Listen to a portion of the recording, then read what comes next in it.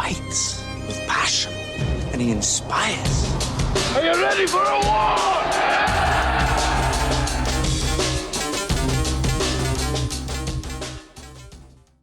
All right, welcome back to From 8 Arbitration, the Monday edition.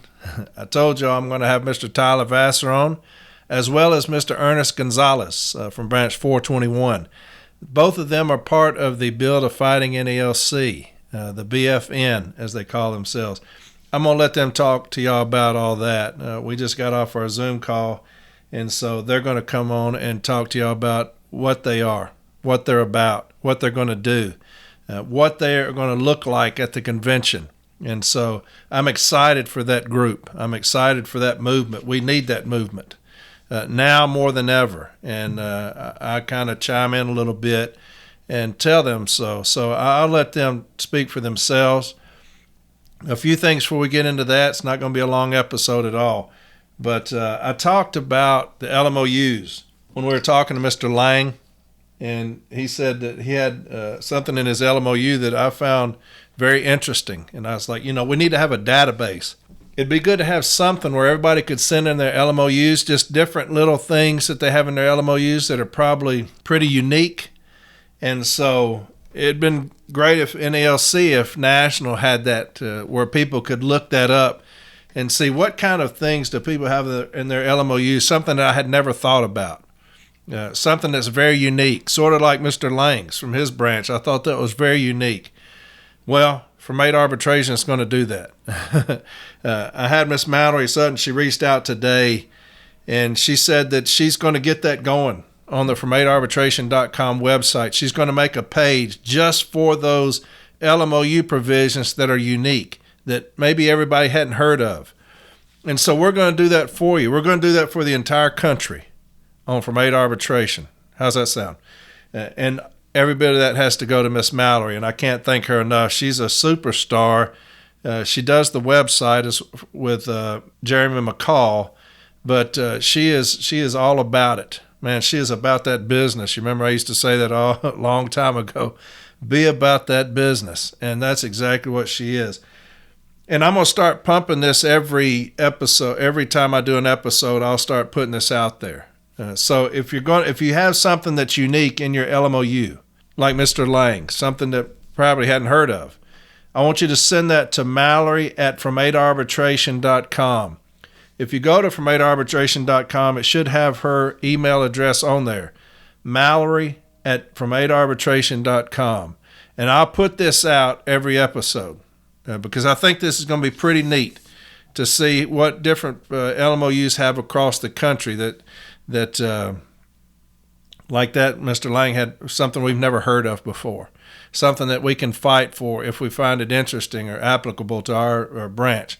So Mallory at From8Arbitration.com, that's where we're going to send it, and they're going to start putting those things on their own little thing inside the From8Arbitration.com website, and that will be a quick reference for you. So we'll just do something that the NALC should have done but hasn't. How's that sound? I like that. I also had an individual reach out today, and he took exception to me saying that the T-Rap, when they were watching this, is just two dumb fucks in there watching. He said, do you mind clarifying that, what you're talking about? And so I did. But it's guilt by association, I guess. Just like when I say that when you look at the executive council, when you're on this inside the convention, and you look up there at the executive council and realize that that's the biggest group of ass kissers and sorry ass son of a bitches that I've ever seen. Obviously, that's not all of them, because there are some that have fought for the city letter carrier. The same thing with the T-Rap process. You have those that went in there saying, I'm going to do the best that I can and protect the city letter carriers, and they did that. Obviously, I'm not talking to you. Y'all did what y'all were supposed to do, and that's fight for the city letter carrier. And I've talked to a lot of them that said they have flat gotten into it with management over minutes, taking out minutes, But there are those, and those are who I'm talking about, dumb fuckers that have gone in there. Anytime you are in a position to where the carrier answers to you in a union capacity, such as the TRAP process. Anytime you're in that capacity where a carrier has to answer to you and you know that the carrier can't grieve what you're doing and you fuck them over, I think you're just as bad as management. And that's how I feel. That's the reason I say two dumb fuckers. Because if you put yourself in that position, you've accepted that position to protect the city letter carrier in this route adjustment process that was a debacle. If you put yourself in that position to protect us and you turn on us and you fuck us over, knowing that we can't grieve that, there's nothing lower to me. You're no different than management. And so when I say two dumb fuckers, that's what I'm talking about. Those individuals that have gone in there and turned their back on the city letter carrier, you mean nothing to me. You mean nothing to me. Those on the executive council that have turned their back on the city letter carrier, you mean nothing to me. I think you are worthless and pathetic. And so I clarified that for that gentleman, and he appreciated it. And I told him thank you for what he's done for the city letter carrier for protecting us. And so, yeah, sometimes it's guilt by association. Anytime I'm saying that somebody's a low-down piece of shit, like my president or like the executive council, I'm not speaking about all of them. I'm speaking about the ones that are low-down pieces of shit. And those are the ones who have decided to turn their back on me and my brothers and sisters. There's nothing more important to me than those in light blue. I don't give a shit about anybody else. And I've said that all along, and I will always say that. I have friends and acquaintances on the executive council, some very good friends. The ones that I care about, light blue. And so if you do anything to harm us, I don't care about you, and I will call you names like son of a bitch or asshole or dumb fuckers. And so that's just how I am, because I have spent a lot of time representing my brothers and sisters, right? And to see them harmed by my side, inexcusable. So that's where that came from. So I just want to let y'all know that sometimes it's guilt by association with me. I'll just say, lump everybody in there, like the executive council and like this TRAP, dumb fuckers. It's those that have decided they're going to hurt my people. And so I have nothing for them. So without further ado, Mr. Tyler Vasseur and Ernest Gonzales. I think you're really going to like this.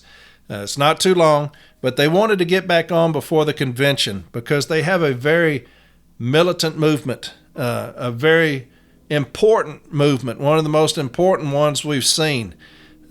Me as a 32-year letter carrier, I'm behind it 100%. Now, you'll have those old codgers that are raising their hands up. You rascals over there trying to get open bargaining, you're going to have that. You'll always have that. They always want the status quo. They don't want any advancement whatsoever. And that's what we're trying to root out with this executive council. You have Renfro, who is of that ilk. He's come up with a silver spoon in his mouth. He's never fought for anything. He never fought on this floor. Probably never filed a lot of the grievances y'all had to file, dealt with the things that y'all had to deal with, and dealt with management that was assholes and bastards. He's never dealt with those things, and so he doesn't understand those things. So I love this movement, Build a Fighting NALC. It's tragic that we have a movement called Build a Fighting NALC.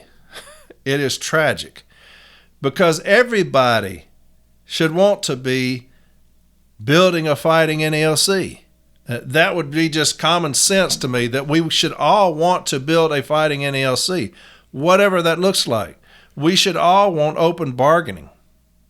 I just wholeheartedly believe that, and I think that, well, hell, I talk about that in this. I'm not going to sit there and talk about what they're talking about. So here we go, Mr. Tyler Vasseur and Ernest Gonzales, all right?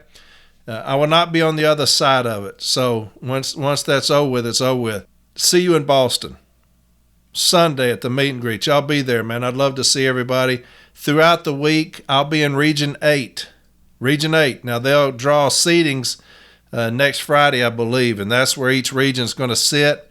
They draw numbers for that, and then that's how they'll seat them. So I have no idea where we'll be sitting until we get there. So Region 8, y'all come see me. I'm the bald-headed guy. I'm about 6'1", kind of heavy. So, hey, y'all come see me. I can't wait to see everybody. Again, Wednesday is shirt day. I'd love to get a picture with everybody if that would be possible. So maybe when we're taking a little break, we can go meet. Usually they'll have a place where the branches will stand and take pictures. Maybe we can meet there and I can get a picture with everybody. I'd love to put that up on social media. That's pretty damn awesome. And I love each and every one of you, man. I really do. I cannot wait to see you in Boston. So here we go. Mr. Tyler Vasseur and Ernest Gonzales. I'll see y'all Sunday. Bye. All right. The Monday edition from 8 Arbitration. I got 2 stars on right now. They are 2 up-and-comers. They are 2 troublemakers that are making a difference right now in a movement that I am 100% behind. I think we need. I'm going to let them introduce themselves. So you two want to go ahead and introduce yourselves to everybody? Yeah, sure. So my name is Ernest Gonzales. I'm a steward out of branch 421, the Alamo branch down in San Antonio, Texas. I'm a former executive council member. I've been a steward since 2000, and when did I first get elected? I think 14 or no, 16, something like that. It's been a while. I've been with the Postal Service about 10 years. And yeah, I mean that's about the extent of my NALC background.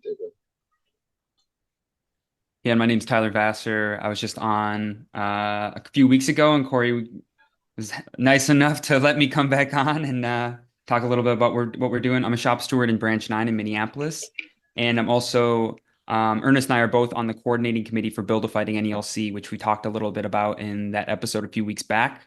But yeah, we're sort of a reform movement in the union, trying to it's in the name, Build a Fighting NALC.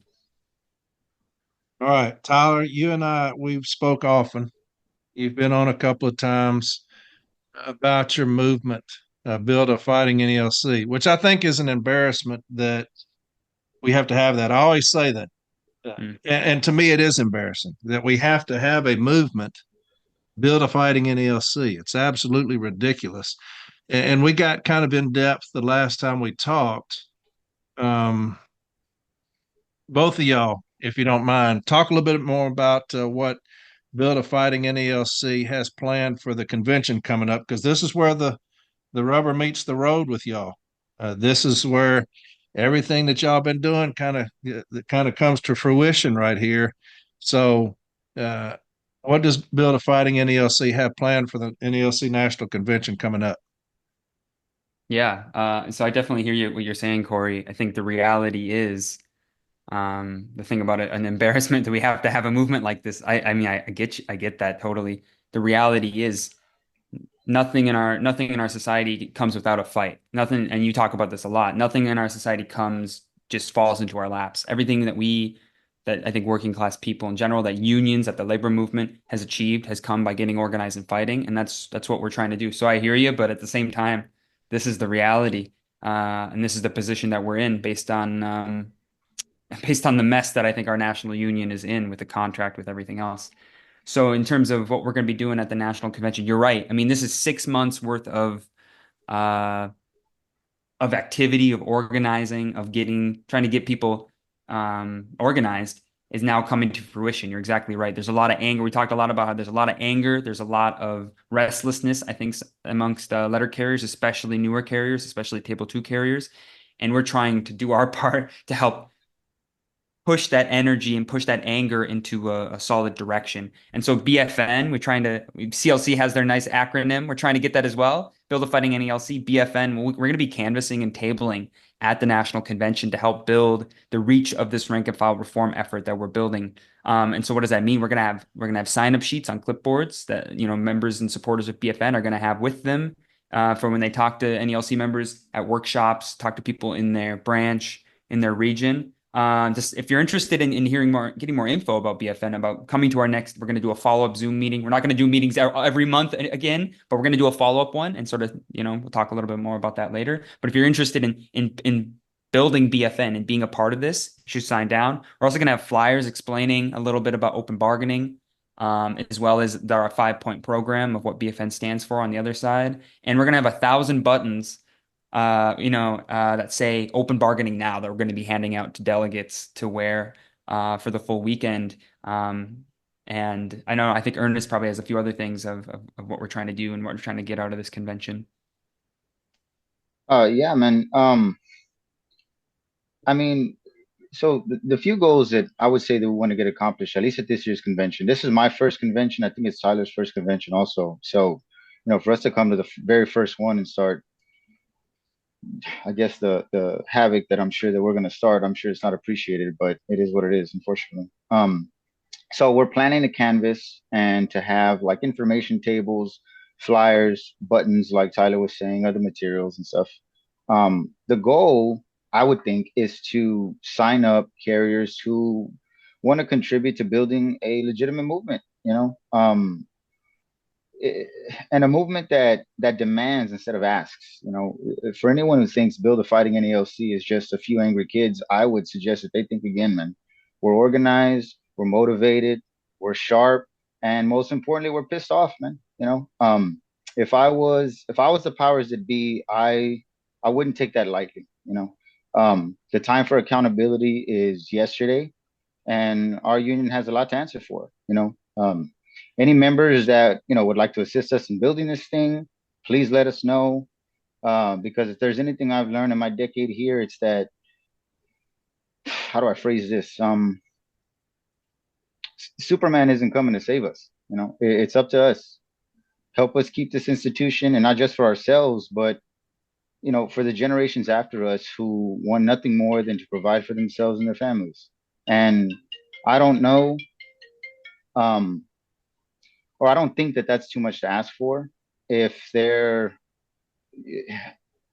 we just had a coordinating committee meeting yesterday, and one of the things that were brought up that I wanted to make sure I say here today is if there are any Boston area letter carriers available next week or during the week of the convention, we could really use some bodies, man. We got to man a few tables and pass out some flyers and try to see if we can get some people signed up for this. But yeah, please reach out to us, and thank you in advance for your help.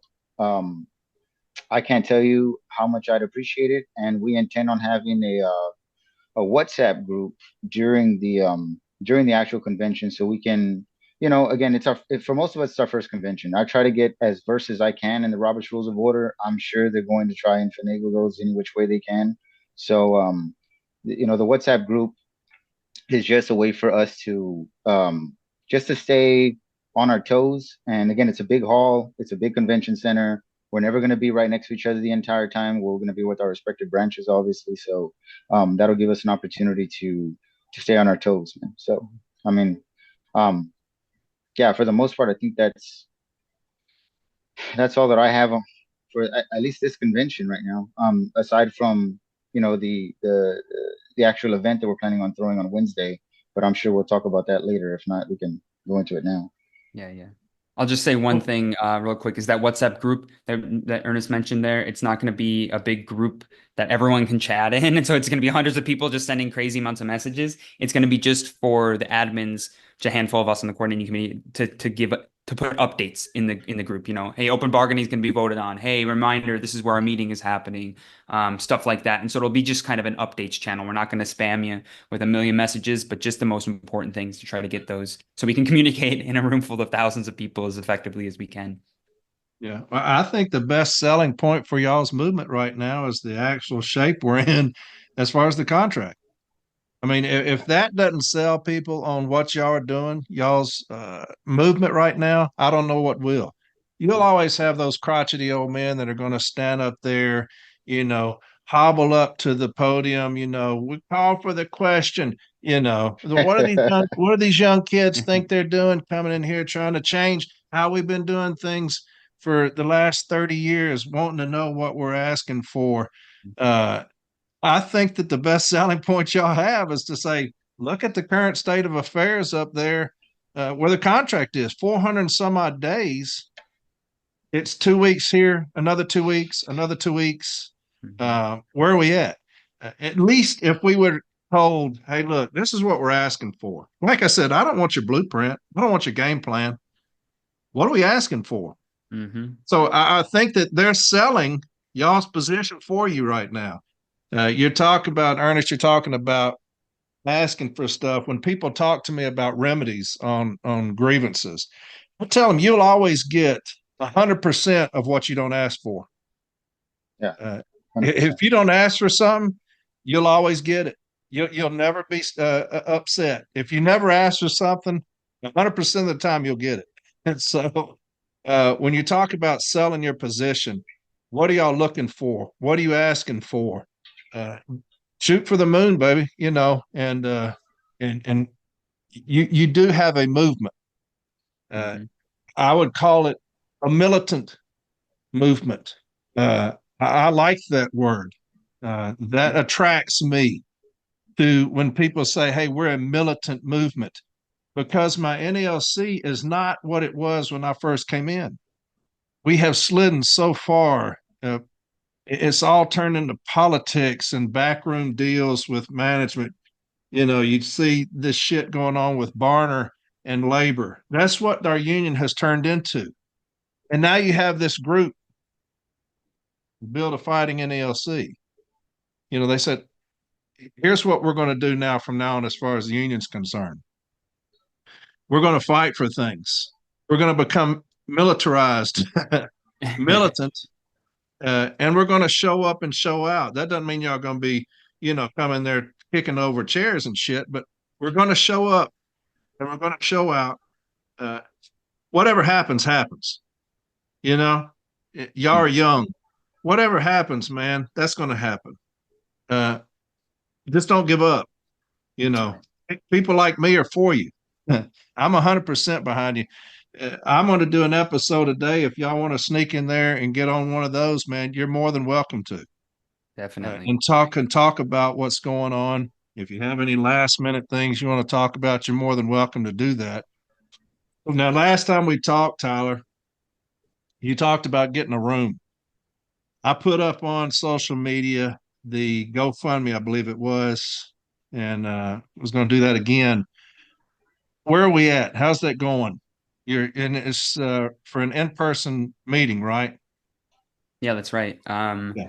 When I mentioned that to you, that was sort of almost felt like a pipe dream. We kind of like, hey, it'd be really good if we could do this. Well, the pipe dream is now a reality. We got the room reserved. We got the liability insurance. We jumped through all the logistical hurdles to get this in-person room, and it's paid for. You know, we'll be hosting a Build a Fighting NELC public meeting on Wednesday, August 7th from 7 to 9 p.m. after the day's events. Yeah.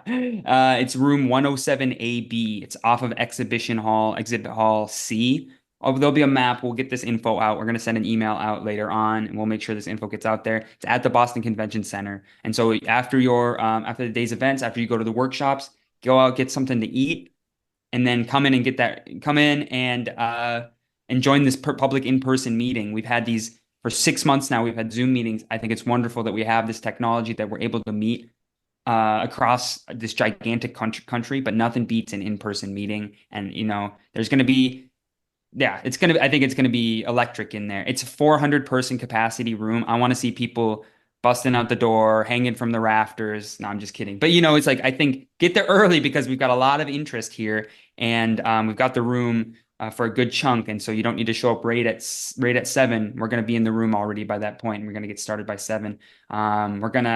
We've got some, we've got some real good people that we're going to be reaching out to in the next few days to ask as speakers. Confirmed, we have myself and Ernest and 2 other speakers from BFN that will be speaking, but then we'll be asking some people, some big national players, and seeing if they can join us. And so we're going to extend the invitation to a number of other people as well. And just to say, we set up the GoFundMe just over a week ago. And like I said, Boston's an expensive city. They wouldn't let us rent hourly. They only let us rent a full day or nothing. And so we said, okay, if everyone pitches in what they can, we can make this money. And so the goal was $3,600. We've already reached in just not in 8 or 9 days, $3,500. We're $100 away. I mean, by tomorrow, we're going to reach that goal. I think it's incredible. We're just under 100 donations from 100 different members. I mean, really shows that people want to support this and want to build this in its own small way. So I'm gonna put this out tonight. This will be Monday night. Where's the best place for people to go right now to donate? I mean, the GoFundMe, if 5 more people pitch in $20, we Where would can. that go? Where would the GoFundMe be at? Where can they find it? That's a good question. Social, I mean, it's floating around social media. I don't know if you have, is it up on the From Aid Arbitration website? I believe if it's not, I believe it is. I believe Jeremy did. I'll tell you this. I'll put it up on all 3 of my things again tonight. Discord, Reddit, and FromAidArbitration.com. And because I want y'all to get that room. You're going to get the room. I would love for y'all to be able to save y'all's money. Y'all got a long road ahead of you, being relatively new, getting the word out. You got a lot of expense. You're coming up, handing out flyers and doing things like that. But you're doing it the right way. Ernest, did you want to say anything on that, or am I just talking over you?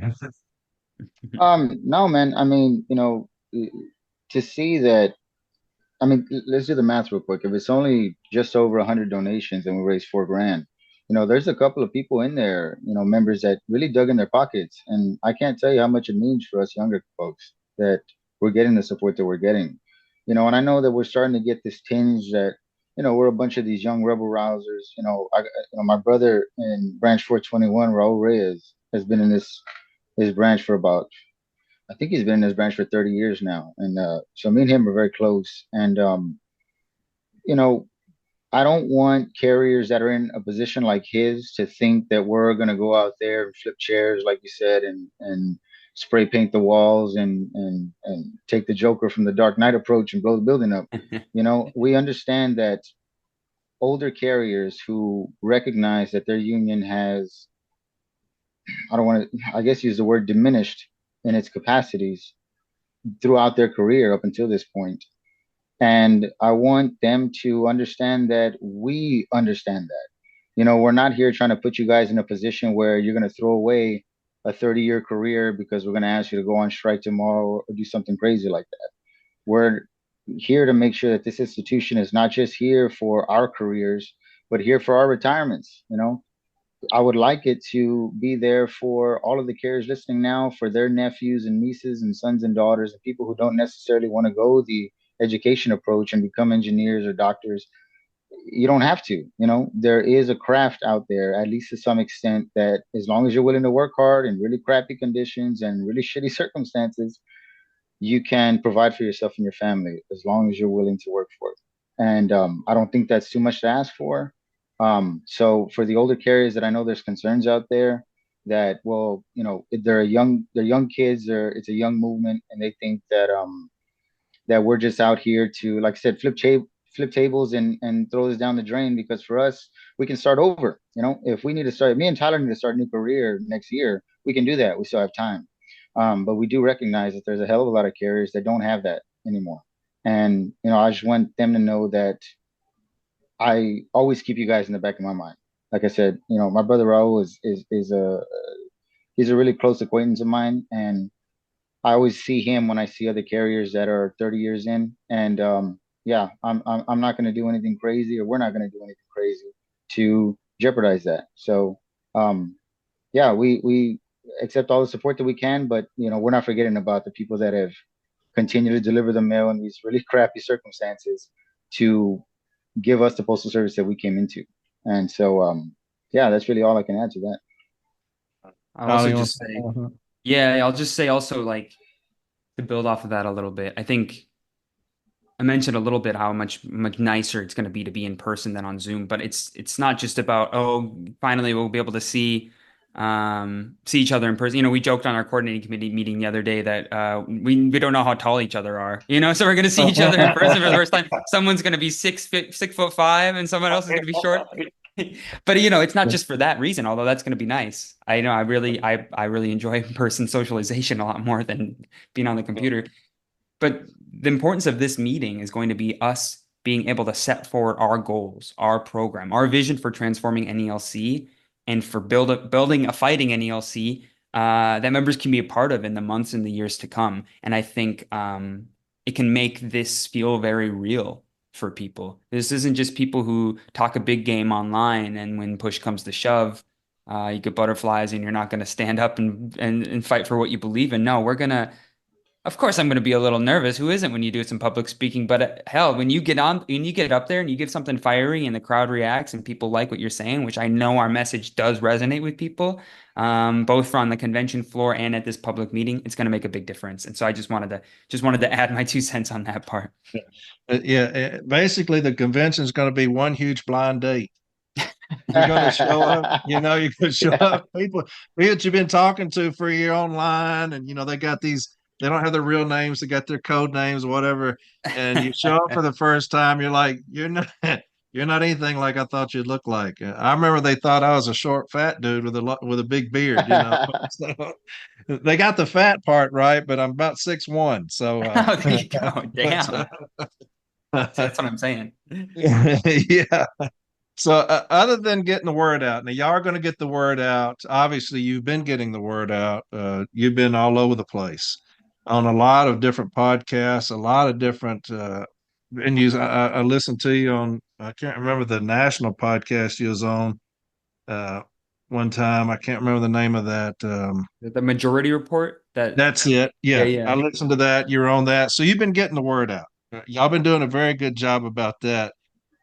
So, other than getting the word out about building a fighting NELC at the convention, are there any particular resolutions that y'all will be supporting and encouraging NALC members to vote for? Or have y'all thought about that?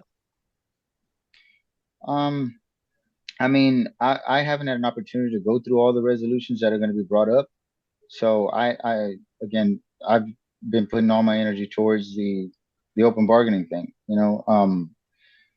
And some people may snark at it like, oh, you guys aren't really, you might think you're doing something, you know, substantial, but at the end of the day, open bargaining or no open bargaining, you're really not going to get that much accomplished.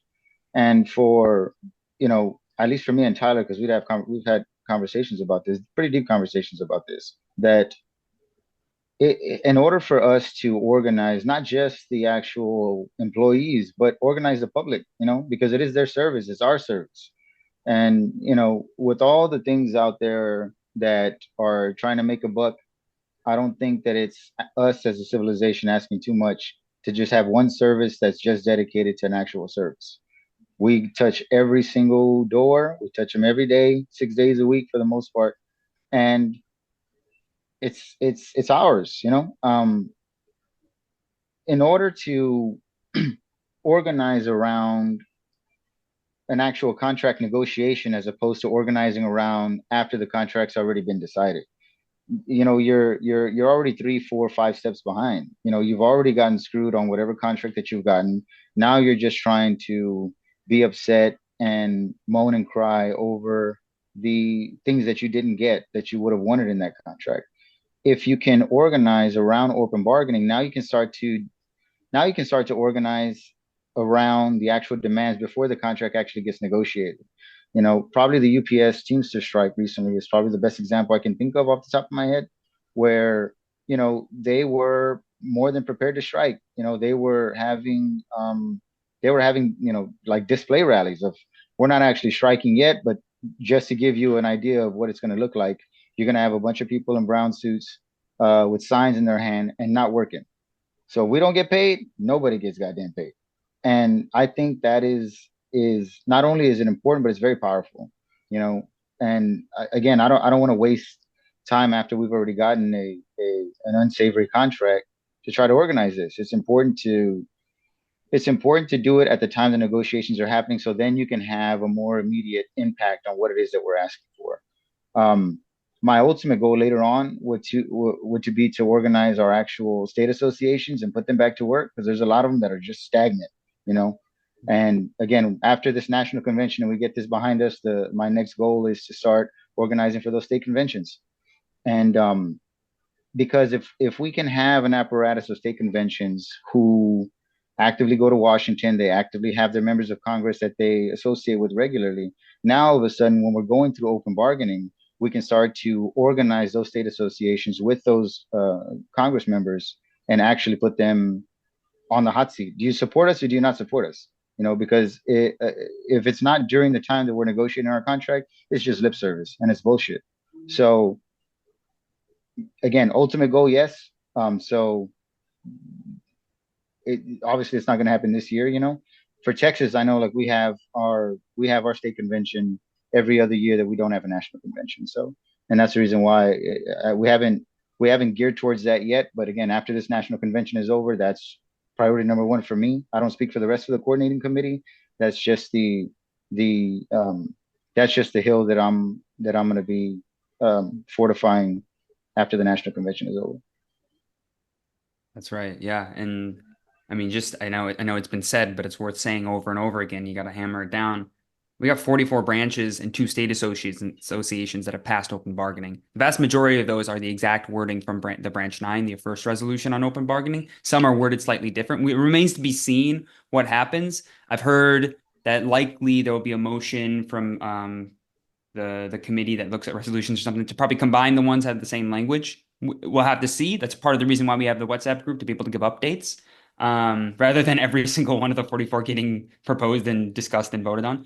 Again, that remains to be seen. But the point is, the power of open bargaining comes not just from the transparency, telling the members what in the world is going on, what we're fighting for, but like Ernest said, it comes from the mobilization of the members of the union, of the broader labor movement, of the general public behind our demands for better wages and working conditions, of course, but that is linked to the need for a high quality public postal service that serves the American public. That is really important aspect of our jobs. We're public sector. We don't, we do a job that provides a service, and it should be high quality, and it should be affordable, and it should be easily accessible. Which brings me to the another resolution coming from Branch 9 originally, but I know has support from a number of other branches. I don't have an exact number, but I know a number of other branches passed it as well, including, I think it's supported really strongly by Branch 3 in Buffalo and the president there, Dave Grosskopf, and is calling on NALC to come out in opposition to sorting and delivery centers and postal consolidation, because in our opinion, it's an attack on service.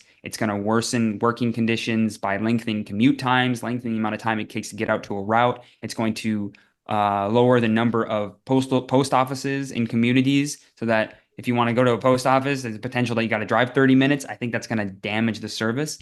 And it's something that we should publicly come out and fight back against, the way that APWU, I believe, is doing. And then the other thing is, of course, we'll be waiting to see what happens with these with the Article 10 charges and against Renfro and how they're introduced. We'll be supporting, I think, that the charges should have been upheld. And I know CLC will be pushing hard and fighting for that. And so we're looking forward to seeing how CLC comes out and the messaging that comes out about that. But those are the main 3 at this point.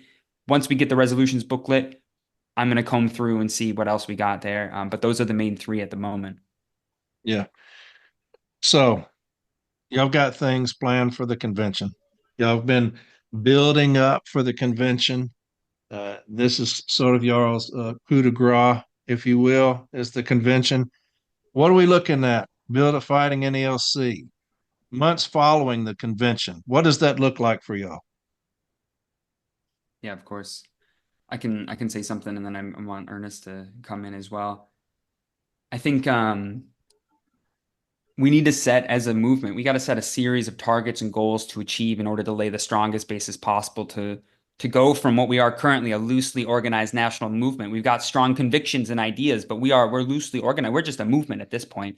We have to figure out a series of targets and goals so we can turn ourselves from a loosely organized national movement into a real fighting rank and file reform caucus. And I think people maybe haven't always heard that word, but a caucus is, and a reform caucus is something that's becoming more popular in unions across the country, in established unions, where they say, we're a group of workers within the union, we're members of this union, but we are fighting for these ideas, and we want to transform the union along these lines. In the United Auto Workers, they had They have a reform caucus called the UAWD, United All Workers for Democracy is the name of that caucus. And they are the ones that got Sean Fain elected, the president of UAW. And that led the successful stand-up strike that won the record contract. And they said that we're kicking out the old guard who have done nothing but sell out the membership and hobnob with the CEOs of the auto companies, and we're gonna get a fighter in there. That's what a caucus looks like in the UAW, and there's another number of examples of that. So we want to go from this national movement that's loosely organized into a real rank and file reform caucus. And this is very similar. We take a lot of our inspiration from a caucus that existed in NALC that I've talked about before that came out of the 1970 Wildcat strike. It was called the rank and file movement or the rank and file caucus. I've seen it called both. They're the ones that won one member, one vote. They're the ones that got Vince for national officers. They're the ones that got Vince Sombrado elected. They were the ones that were behind all of the major gains that were made in the 70s and 80s in the NALC. And just a few other things is, we want to be a group within NALC fighting for a rank and file approach, fighting for a strong program with demands and a plan of action. Like we talked about before, I mentioned it before, our 5-point program as it stands now, and we're looking to add to it. We're looking to get input. It's open bargaining, a $30 an hour starting wage, and end to mandatory overtime, workers' wage for union officers, and the right to strike, fighting for the right to strike. I want to be clear. And we're also very conscious. We're part of a broader reform movement and effort in NELC. There are other forces, CLC and others. And we think that we have ideas that can build a stronger union, that can bring in younger and newer carriers into the fight. And the open bargaining resolution, this year's national convention, they're just the beginning. These are just the first steps. We plan on building something that can last for the years to come. It's not a sprint, it's a marathon, not a sprint. And this is just the opening shot. We're looking to learn a lot from the positives and the negatives, from the wins and losses at this convention, and use that to build in the months and the years to come. Yeah, for me, like I said, once the national convention is over, my trajectory starts to go towards our state associations, and obviously I'm gonna have to start with the Texas one. And not to call anybody out or mention any names, I just don't feel that I don't feel that we're doing as much as we could be doing on the state association front, at least in Texas. I can't speak for everybody else. Aside from that, is turning this into a legitimate organization that's going to be here long after me and Tyler are retired and gone from here. And in order to do that, it's establishing actual officer positions. It's establishing our electorate duties and actually formulating elections around the BFN. So we'll actually have a coordinating committee that will be elected to their positions. After that, it's going towards what types of infrastructure are we going to have when we're organizing our meetings? How are we going to set agendas for the next national convention? And it's really just to formulate an outside party for people like, at least, for carriers who are in a situation where you have a lot of, what you've talked about in the past, the pony boys of the world, these people that are in their position simply because they shook the right hands or they were loyal to the right people. And unfortunately, when you're coming from a branch like that, you can't go to postal management or your union. This will be a third avenue that you can actually try to become a part of so that you can hold those people accountable. And at the end of the day, that's really all it is, man.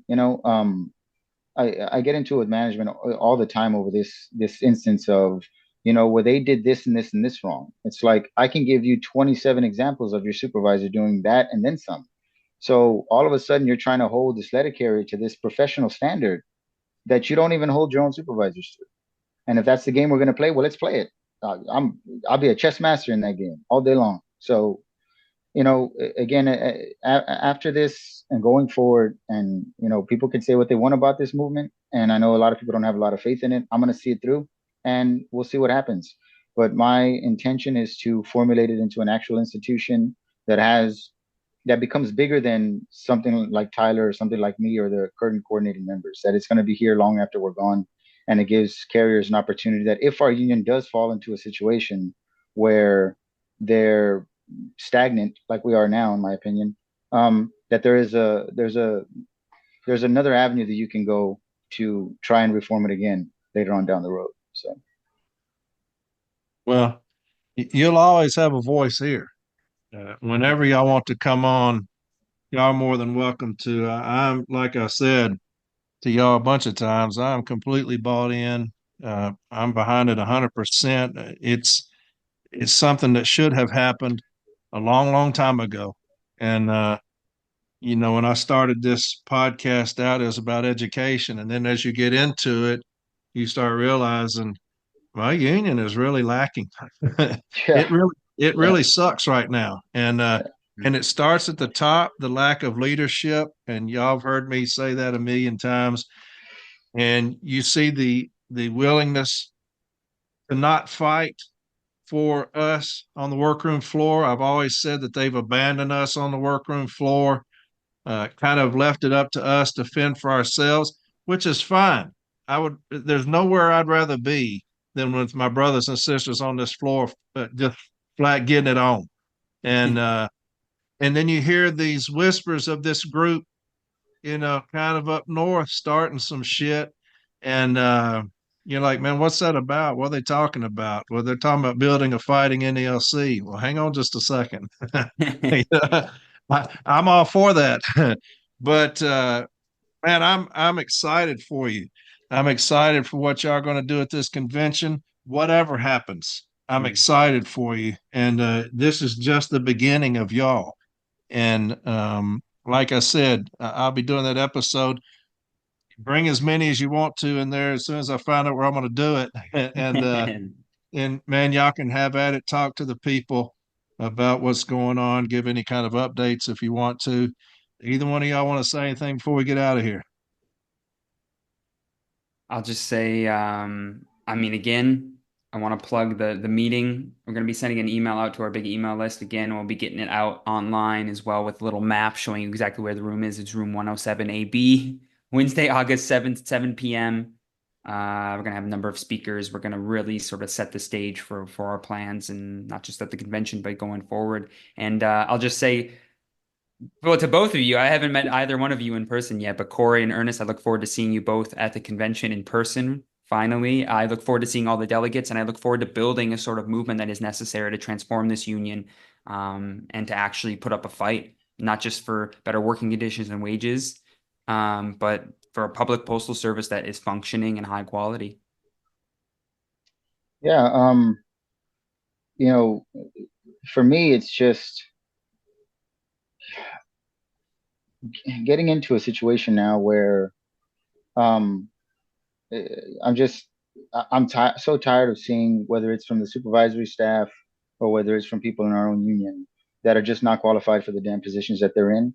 Um, for me, it's just time to hold everybody accountable. Are you qualified for the position that you're in? Are you actually the right person for that job? And are you looking out for everybody as opposed to just looking out for your damn self? And if that is you, I would be very fucking worried right now. Not just in the sense that, we're coming after you or singling you out or anything like that, but those positions are too damn important to too many people and too many families to leave it up to people who are not qualified for that job. So, we're not going anywhere, like I said. And one of my biggest goddamn pet peeves is for them to constantly talk about, because I'm a millennial, and obviously that's like a damn, you might as well be calling yourself a communist in this country if you're a millennial. And it really fucking pisses me off when I hear that. So I intend on, as far as it'll take me, and as long as I have to try to rid the world of that stigma that my generation is a bunch of lazy ass people who don't want to do nothing. Um, Not only do we do the work that we have to, not only are we significantly underpaid, but on top of that, we're going to start organizing ourselves to make sure that we hold everybody accountable the way that they want to hold us. Yeah. Well, your shirt says it all, my man, Chief Stewart. And so that lets me know that you on the right track, my man.